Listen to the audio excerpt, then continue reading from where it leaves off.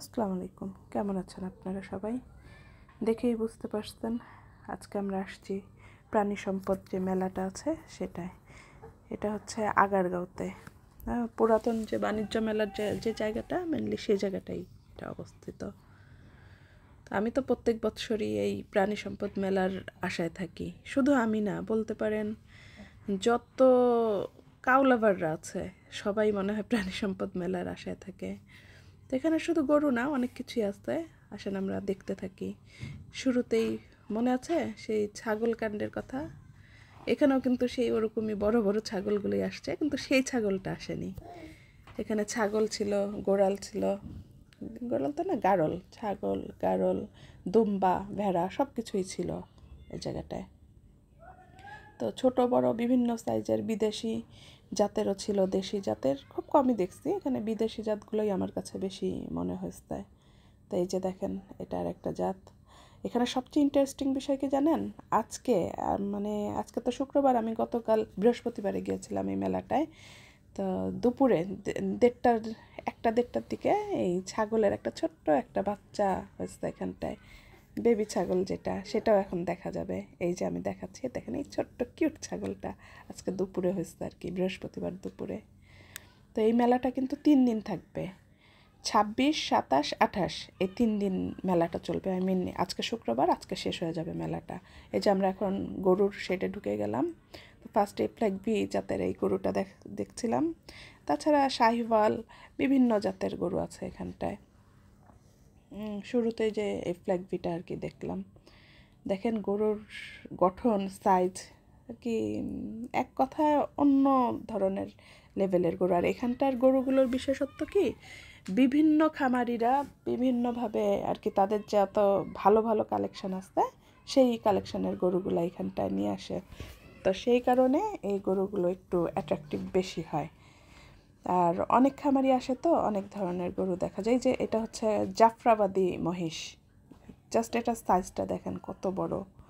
আমার তো মনে হচ্ছে যে এটা 1000 কেজি অনায়াসে ছাড়া গেছে। এটা তার অনেক বেশি, অনেক বেশি মহিষটা। ওর চোখ দেখা যায় না ওর শিংয়ের কারণে। পাশাপাশি এই যে এই জাতের গরুগুলো দেখেন অনেক বড়। মেনলি এদের আর কি গরুগুলো দেখলে কি বলবো, অনেক উঁচু লম্বা মানুষের চেয়েও ওরা বড়, এটা বলা যায়। দেখেন ওই যে গরুর পিছনে লোক দাঁড়ায় থাকে, সেগুলো দেখলে পরে বুঝতে পারবেন যে গরুগুলার সাইজ কীরকম।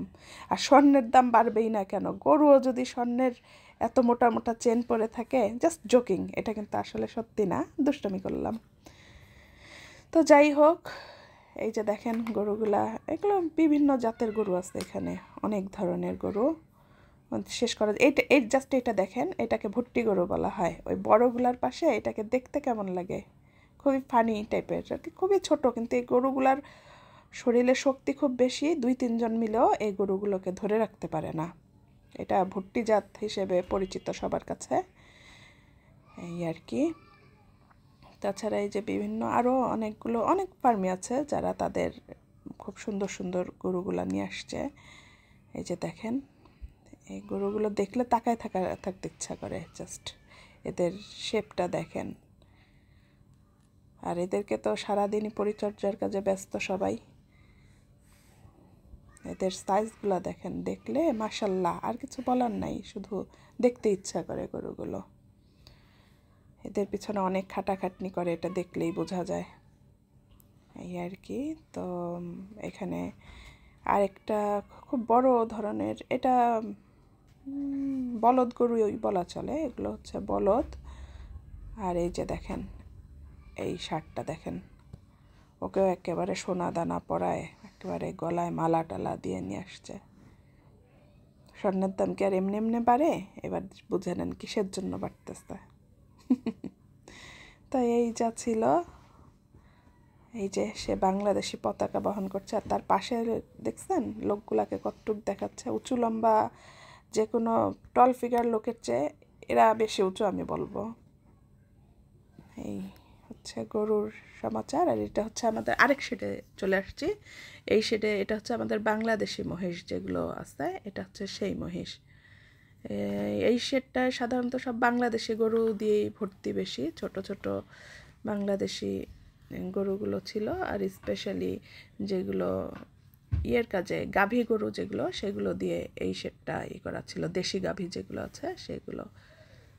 আর মুরগিগুলোর জাস্ট সাইজ দেখেন, মাশাল্লাহ, এত বড় বড় মুরগি এখানটায় যে বলার মতো না। এটা হচ্ছে তিত মুরগি, আমার খুব পছন্দের একটা মুরগি এটা, আমার খুব ভালো লাগে এই মুরগিটাকে। আপনাদের কেমন লাগে জানাবেন। অ্যাকচুয়ালি আমি সারা বছর আশায় থাকি যে কবে এই মেলাটা হবে।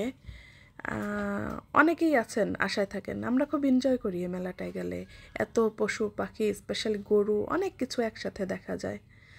আর যারা পাখি লাভার আছে তাদের জন্য এটা অনেক ভালো, অনেক পাখি একসাথে দেখতে পারে, এই আর কি।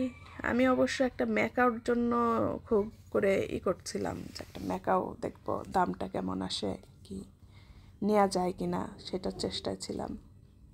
এই যে এই ম্যাকাওটা তো খুবই সুন্দর, সে খুব ভদ্র লক্ষ্মী চুপচাপ ছিল।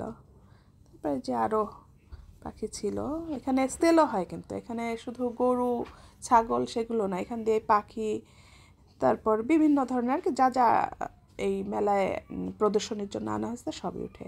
এই বিড়ালটা দেখেন, আমার একটা বিড়াল আছে, ওর নাম নবাব। আমারটা অবশ্যই এর চেয়ে বড় ছিল।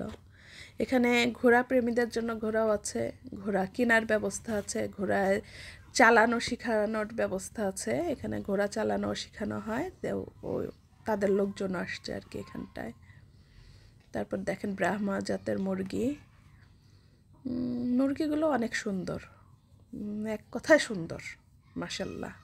সুন্দর না বলে আর কিছু বলার কোনো ভাষা নাই আমার। মুরগির পাশাপাশি এই যে ইটা দেখছেন খরগোশটা, এটা কিন্তু বাংলাদেশে নাকি এক পিসে আছে, এর কানটা খুবই ছোট হয়, খুবই ছোট খরগোশ এটা। আর এই যে দেখেন, মাশাল্লাহ, দেখলেই মন ভালো হয়ে যায়, এত সুন্দর। সে তো কোনোভাবেই তাকাবে না, সে তার মতো তার পজিশনে আছে। আর এখানে আরও অনেকগুলো, এটা মনে হয় এংরি বার্ডসের দোকানটা ছিল পাখির। এংরি বার্ডসের দোকানটাই মনে হয়। অনেক পাখি ছিল ওদের কালেকশনে, দেখছেন পাখিগুলো কত সুন্দর। কাকাতুয়াটা দেখেন, জাস্ট ওয়াও। আরও আছে, আরও অনেক আছে, অনেক অনেক। এই আমার মনে হয় এই মেলাটা 3 দিন ইজ নট এনাফ, আরও থাকলে আরও ভালো হয়, আরও অনেক মানুষ যেতে পারে, দেখতে পারে। এই যে এগুলো হচ্ছে পোলট্রি মুরগির ফিড আর কি, পোলট্রি মুরগির জন্য যে ফিডটা প্রয়োজন সেই পোলট্রি মুরগির ফিড খাওয়ানো হয়। আর এই যে মুরগিগুলো খাওয়ানোর পর কী অবস্থা হয় এই যে দেখেন। তারপর আমরা এখান থেকে বের হয়ে গেলাম। মেলা ঘুরতে ঘুরতে তো মোটামুটিভাবে একটু ক্ষুধা লেগে গেছে, তো এখানে ওদের আরেকটা শেড ছিল যেটা খাবার দাবারের শেড। আমরা তারপর এখান দিয়ে ঘুরে ফিরে খাবার দাবারের শেডের ওইখানে চলে আসি। এই যে খাবারের শেড, তো দেখতেই পাচ্ছেন অনেক মানুষ আর চারপাশেই দোকান। কিন্তু মজার বিষয় কি, দোকানে বসে আমি নোটিস করলাম এখানে আবেশ হোটেলরাও দোকান দিচ্ছে। তারপর ওখান থেকে বের হয়ে এর পাশেই আরেকটা মেলা চলতেছিল, ওইখানে এশিয়া আন্তর্জাতিক বাণিজ্য মেলা, ওখানে গেলাম। এখানে টিকিটের প্রবেশ মূল্য ছিল 30 টাকা করে। তো জাস্ট দেখার জন্য যে এখানে যখন আসছি এত কাছে আরেকটা মেলা হচ্ছে, তো লেটস গো, ঢুকে দেখি যে কেমন জিনিসটা। সত্যি কথা বলতে আমার কাছে মোটেও এই মেলাটা কোনো ভালো মানের কোনো মেলা মনে হয়নি পার্সোনালি।